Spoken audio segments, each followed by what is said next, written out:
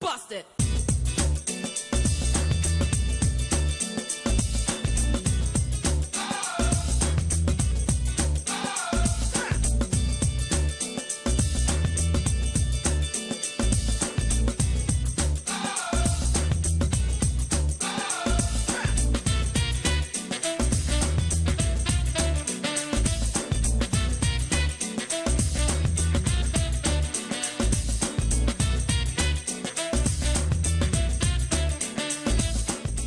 Hello out there, thanks for joining us on Political Platform, and we want to thank you as always for finding time to tune to us and get the information you require. We have all the updates for you in the last 24 hours, the reports.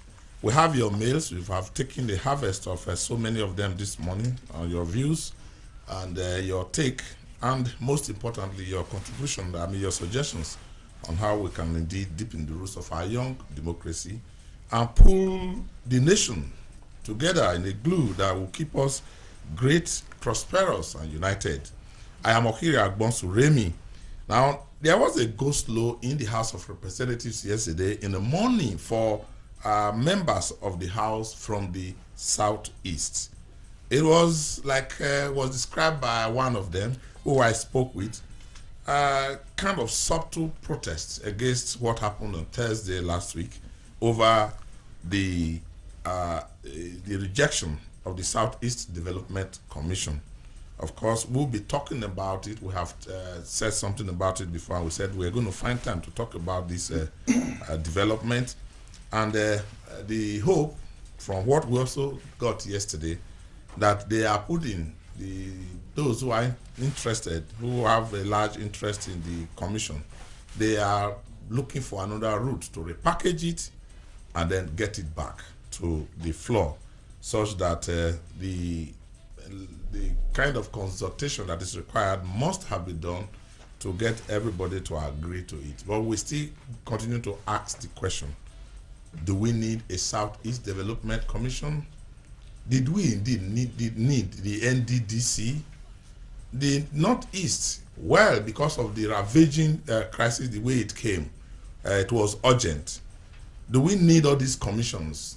What are the roles of what roles should the government play to be sure that we reduce this agitation from one point to the other for development? The states, the local government, and the federal government, what roles are they playing? We have a lot of issues. The Arewa Consultative Forum is as a bat now as we speak, meeting to douse the tension raised by their youth wings yesterday in Kaduna. That was a very bad one, they say, and that they will quickly move to get everybody who live in the north to disregard the pronouncement from some 8 organizations that make up the youth wing and various organizations in the north that we're talking about the reacting to what happened with the demand for the state of Biafra. We are excited that the Arewa Consultative Forum is moving fast to quickly move to douse it. We also want to quickly ask all the other relevant political leaders to move as fast as possible and let them freely talk about it. When we subdue it, when we refuse to talk about it, then we allow the rumor mill to go ahead. Let them use the radio and the television to mobilize the people together. Let them use the newspapers, whatever they can use, the church, the mosque, to get Nigerians to know that whatever happens, we don't have anywhere we are running to. Mustafa Mohammed is with me on the platform. Mustafa, welcome. Thank you, Okiria. The Igbo man who is also a citizen of this country is free to live and work in any part of this country. I've traveled to several states in Nigeria, especially in the north in the past 3 months, and I have found a lot of them doing entrepreneurship in various aspects and living peacefully in all the communities where they are operating, including remote villages. If the Arewa youth in court, because I don't even know if they exist, are saying all the rubbish, forgive me for using this word, because of what Nnamdi Kanu and others said, they should know that those who are out there living and working peacefully do not share the same ideology with those who are agitating, no matter what they are agitating. And for them to come out and issue a threat that the Igbos should leave the north, I consider it a big job, and then the security agent should quickly be on alert, and I expect this Arewa youth to come out and apologize, because those millions of Igbo people in the north who are living and doing their work peacefully have nothing to do with the threat coming on the other side. It's one Nigeria, and we must live in peace. And Mustafa, Dr. Mechi Anakwe is also here on the program this morning. Ohira, the major problem with Nigeria is when we have a problem, we refuse to tackle the problem, the disease as it were, and run after the symptoms of the disease. Why do I say it? Using malaria as an instance, it can give you a high temperature, headache, bowel discomfort. Then you take a pain reliever without taking a medicine that will deal with the malaria parasite in your system. That's what we have been doing in Nigeria, running after symptoms and refusing to deal with the problem. A replication of a bureaucracy in the country, replication of agencies, parastatal is one that has been ongoing, even when we are aware that indeed we need to make the government become leaner. We need to start to tackle the disease so that, of course, this nation can advance very well. If you have a Ministry of Works, tell me what the Northeast Development Commission on the NDDC can do that they cannot do better. Where you have experienced engineers, consultants over decades. But in Nigeria, I always say politics meets development, and it dominates, and that's why we continue to throw up the greatest number of poor people in Africa and across the world, and dilapidated infrastructure. You are very, very right. It is the depopulation that is causing a lot of problems. If you even just don't go too far into the Ministry of Works, let us even look at the simple organization of taking care of security and prosecuting criminals and looking for those who are involved in financial crimes. From the police, how many agencies have we gotten out? I mean, from just one single police force, we've gotten out road safety, civil defense. We have gotten EFCC. We have gotten ICPC, Financial Intelligence Unit. All of them agencies set up by the police inspector general of police with high level of intelligence and training, and with officers working with him, can tackle all these problems. But we have succeeded in duplicating all of them all over, and to the extent that if you are on the road now, we don't even know which of them to show your driver's license. Everybody is checking your papers. Everybody is asking for a driver, including VIO, Vehicle Inspection Officer. That is the problem. If you come to development, you also find the same thing. Other areas, ministries. You left out civil defense. See, the current administration had tried to say, look, we have to put the ministries together, put them together. But the framework of the bureaucracies are still there. We still have permanent secretaries in some in areas, directors in some of these areas. You know, where Babatunde Fashola, former governor of Lagos State, who ran all the bogus bureaucracy in Lagos State, is superintending over 3 ministries, major ministries combined now. And you can see that what has happened is that if there's no cooperation from the civil servants, if there's no cooperation from, if the mindset of the people out there is not changed, then you're just wasting your time. Would you welcome to the program, Jueje? Thank you, Ohiria. Equity, fair play, and justice, you know, making every section of this country have a sense of belonging is what would solve all these problems. Because if you look at it, perceived injustice is at the root of every agitation that has ever taken place in this country. Restructuring is the answer. Okay, let's take a look at our mailbox, politicalplatform@yahoo.com. We always are delighted to share those your views with the other listeners out there. Hello and welcome to the mail segment. I am Usai Yari. And I'm Amaka Okoro. Welcome. Brighton Chris writes on the newly unveiled Advanced People's Democratic Alliance Party. He says, the party claims it's a youth-driven party with only 25% allotted to the youth. They say it will be the first party to do online registration and voting for its members. This is commendable, But please, for a party with digital ideas, trying to introduce e-voting system and engage the youths through technology, it should first do a good work with its website, which is a total mess. I was totally disappointed when I clicked on the shopping menu on the site and found a white model on the site. Kindly practice what you preach. Fix your website first before claiming to sell digitalization to already enlightened Nigerian youths. Still in that light, Richard Ubaka from Ojodu Ikeja in Lagos State says, I laugh in regards to your interviewed officials of APDA yesterday. It sounded like another comedy. According to the representative of the party, they have 30% allocation for the women, 25% for the youth within the ages of 35 years, and 5% for the disabled people. And when you add the above numbers together, it will give you 60%. Then the remaining 40% is for which year bracket? God bless you all. More reactions. Chukuma in Ogun State says, I was totally bewildered with the responses from your guests on the new political party. The truth is that even the blind can see that these pioneers of the new party are aggrieved members of the PDP and won't offer anything different from what they are used to. Deception, just like their APC counterparts. They are the same. Independent candidacy is the answer. And on yesterday's analysis on the NJC, Ike Moloku from Ikeja in Lagos State says, I am writing in reaction to your analysis yesterday regarding the blanket recall of 6 of the suspended judges by the NJC.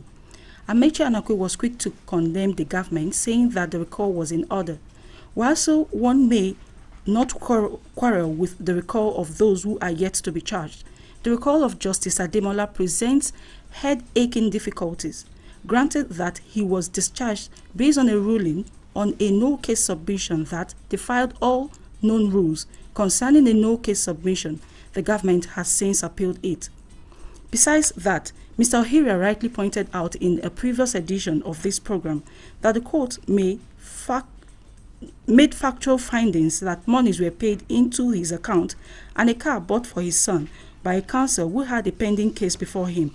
This should at least border on code of conduct for judicial officers.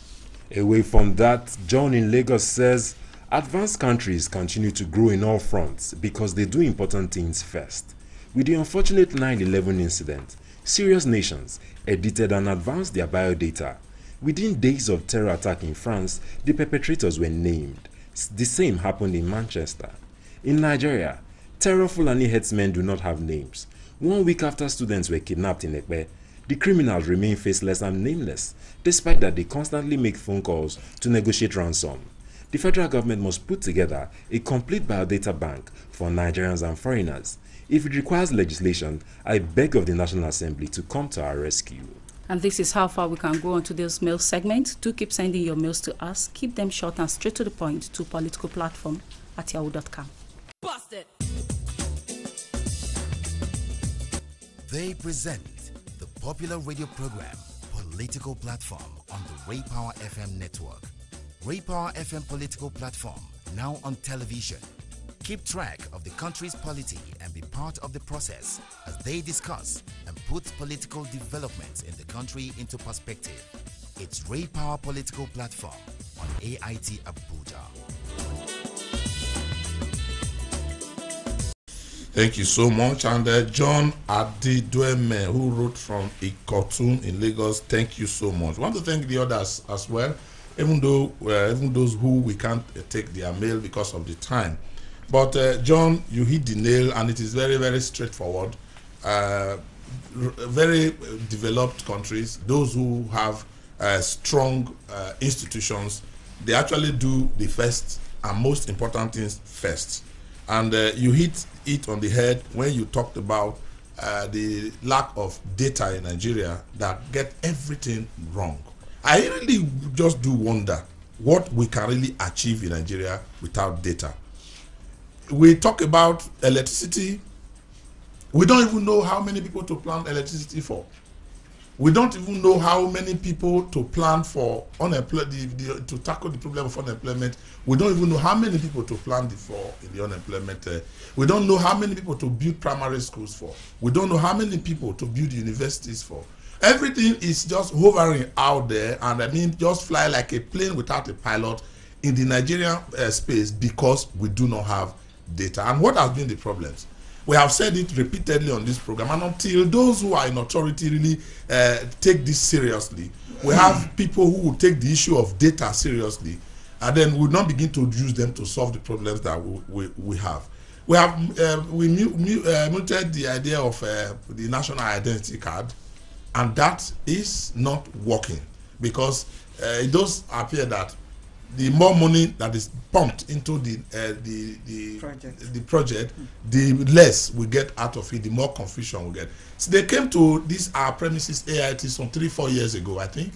Yes. About 3-4 years ago, they came with their own vehicle. They stayed there for about 4 or 5 days to capture everybody going where very well they want to get. They go to National Assembly, they go to, but when they capture, they tell you they don't have the monies to go to process and get the ID cards immediately. And that is actually where the problem is. So if you go to major cities, and I know those who travel out, they do. I am privileged, and I go out to major cities by virtue of the job that I do, journalism. I travel very frequently. And you enter the city, they tell you this city has 500,000 visitors. Not just, the population of this city is 500,000 as at yesterday. That is what you see at the signboard. Yeah, beyond that, they tell you how many that will use their tram or public service on a daily basis. They know. They can give you the figures. If you want the names of everybody that is using they will give you the names, because they all enter the transport service through a process. They buy their card, they use money to pay. They know those who are going. That is why if there's any crime, they fish them out within 2-3 days. In fact, sometimes within hours. Unfortunately, even the public service that is supposed to plan for the Nigerian nation had a lot of ghost workers it's been paying, and then the new Minister of Finance was able to stop a lot of these illegal salaries because of the BVN. Now, the driver's license, the international passport, national ID card, VIO, whatever other thing you want to do, they have different data. And I can tell you, voter card. Yes, but the voter card is one of them. And so long as we don't register our births and deaths in this country, then we are going to have a very big problem. For several years, we have public servants, government officials, political office holders who, have been paying lip service to the issues of development. Without data, you cannot plan. It's contrary to the issues of national planning. And let me tell you, the most unfortunate thing that has happened to Nigerians in terms of development is the military leadership we had in this country. They were there for so long. They were there when Nigeria had resources, but the intelligence to plan for future was not there. And they were there cutting the monies away up to the time they finally handed over after several interventions. Let me give you a typical example. Gaddafi's Libya, no matter how much they criticize him from the West, every adult has a house, car, everybody goes to school. They know how many they are. They know how much. They go to school, the health system is there. They know how many women are to give birth this month and next month. The facilities are there. You go to other North African countries like Morocco, Algeria, just like France, they also plan. They know how many girls are going to be at the age of 18. They plan houses for them. Male at the age of 22, they plan for them. We don't do it here, so how are we going to succeed? Mustafa, let me start from where you finished. In Nigeria, starting from the military regimes up to Obasanjo administration, they always boast of the number of billionaires they have created. They will tell you, we have created several billionaires while I was in power. Elsewhere, they will tell you, how many number of people they have moved away from poverty. Yes. It tells you about the mindset like Brazil. Of leaders. Yes. Brazil, India, Indonesia, they'll tell you we have moved 5 million people out of poverty between this period. But Obasanjo will tell you I created 10 billionaires. Jonathan will tell you when I was in power, we had the highest number of private jets in the country. This tells you the mindset of the kind of leaders we get. Talking about military regimes in the Southeast Asian countries you mentioned, it was during the time of era of military dictatorship that they had that jump from developing to underdeveloped to developing and almost getting into developed status. I'm making reference very quickly to our listener who tried to shift the blame. Yesterday's edition, we talked about the inability of the followership to come to terms with the Nigerian state, play their roles, and contribute their quota to national development. But the listener try to, of course, explain how handicapped and of course the many problems. Yes, but the issue is that you don't just keep quiet because the elite have hijacked the process. That's why on this program we always talk about human rights. For instance, we talk about the right of every Nigerian to protest, even without a police permit. Go to the constitution. There are areas of fundamental human rights. You can take advantage of it and advance. Insist, asking question alone. The fact that you ask leaders question, put them on their toes. Our citizens don't ask questions. When some media houses have the courage to ask questions, they become more relevant and the authorities will listen to them the more. So we can imagine a situation where civil society organizations will join the media houses, and of course private citizens at every opportunity they have ask leaders question, what have you done, and not asking him what is in there for me, how am I going to collect my fair share. Well, to achieve all of that, we are still coming back to the issue of a proper data. Like Mustafa pointed out, without a proper data, you cannot plan. Yes, I agree that maybe during the years of military rule, we were not able to achieve all of that. But we've had democratic rule now for 18 years, and we have to start somewhere. So what have we done? Exactly. We've had democratic rule for 18 years. We have to start somewhere, and if in 18 years we've not made any headway, then we're so slow in actually latching onto the handling the problem that is greatly responsible for the underdevelopment that we have. We need to do the right thing. I mean, you go to countries like Ohiria said, I went to Geneva, I was entering trams, entering trains, I didn't have to pay anything. I didn't know that everything had even been factored into my hotel accommodation fee. And I was looking for where to go and pay. I mean, that shows you how planned that society is. We have everything it takes to enjoy such privilege in this country. All right, let's take a break, and when we come back, we'll tell you how we have kept quiet the last 18 years without data. Busted. They present the popular radio program, Political Platform, on the Ray Power FM network. Ray Power FM Political Platform, now on television. Keep track of the country's polity and be part of the process as they discuss and put political developments in the country into perspective. It's Ray Power Political Platform on AIT Abuja. Thank you so much. In the last 18 years, I can tell you that it was the former president Olusegun Obasanjo that had, is it 18 billion? For national identity card. Remember the late the Sunday Afolabi. Yeah, the Sunday Afolabi. You can't even remember the billions. About 16 billion that was pumped. Was it to electricity that money was pumped into, or was it into the national identity card? But I think what happened was that he actually did make some efforts to put some money into the national identity card project. I wouldn't really know whether it was the those who planned it that didn't have good plans, and as a result, I think there was a fraud, if you remember, involving the late Sunday Afolabi. Yes, there was a fraud case around everything. And of course, it wasn't quite determined at the end of the day. Now, what we also have done with regard to this planning we don't have, apart from the national identity card, we'll also be talking about in our subsequent edition, is investment in the power sector. Unfortunately, the power sector is in ruins today, very completely in ruins in the hands of those who bought the power, the discos. They're in complete ruins, they are confused, they don't know what to do. And unfortunately, I was told that by the former chairman of the Nigeria Electricity Regulation Commission, our friend, Sam Amadi, that there's a clause in the agreement that will make it impossible for Nigeria to cancel all the contracts, and that to cancel the contract would mean like chopping off our head, and I wouldn't know why there was no window left for Nigeria to escape from this quagmire we have found ourselves with electricity. Okay, yeah, you need to look at the people who bought the electricity. These are people who don't have any experience of prior investment in the power sector. And these are politicians who came in with their money bags to buy up the Nigerian asset. Right. Why did the government reverse the sale of some refineries to some we can't even reverse some of the contract. That's what we are told. Maybe Ohiria is not a complete mess, but because at least the power sector is still surviving. But I understand the message you're trying to send. Very frustrating because of the situation we have found ourselves in. 30 years ago, our generation capacity was 3,500 megawatts. Today, it's hovering around 3,500 megawatts.